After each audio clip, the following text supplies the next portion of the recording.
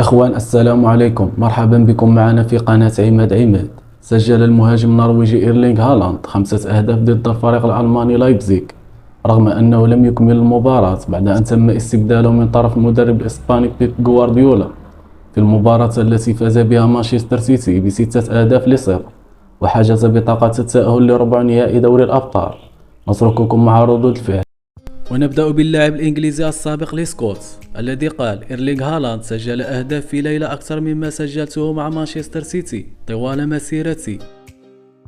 وقال ريو فرديناند: إيرلينغ هالاند لا يحتاج إلى لمس الكرة كثيرا، لديه غريزة تهديفية كبيرة، الأمر يتعلق بالوقوف في المكان الصحيح والتوقيت الصحيح، وهذا ما يفعله دائما، إنه كابوس حقيقي للمدافعين.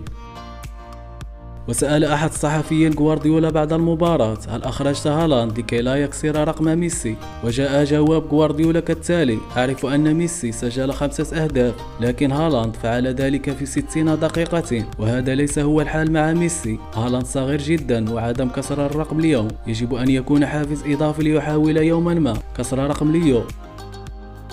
إيرلينغ هالاند: أخبرت بيب غوارديولا عند خروجي أنني كنت أريد أن أكمل هاتريك آخر.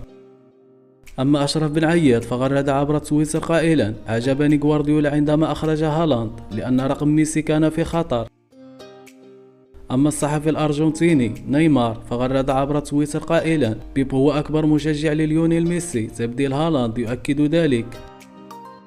وغرد المعلق العربي الكبير فارس عوض عبر تويتر: 5 أهداف في 57 دقيقة، 33 هدفا في 25 مباراة في الأبطال، 39 هدفا في الموسم حتى الآن، 28 هدفا في الدوري حتى اللحظة. طائرة هالاند تستمر في الإقلاع، وجماهير السيتي تستمتع بالرحلة.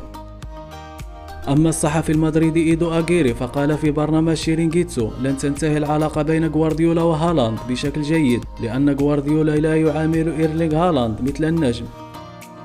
ونختم هذا الفيديو بتصريح سابق لغوارديولا الذي قال بعد أن سأله أحد الصحفيين: عندما كنت تدرب ميسي كنت تتوقع منه التسجيل في كل مباراة، هل لديك نفس الشعور مع هالاند؟ فأجابه بيب غوارديولا: نعم، الاختلاف هو هالاند بحاجة إلى جميع زملائه في الفريق، لكن ميسي كان يفعل ذلك بمفرده.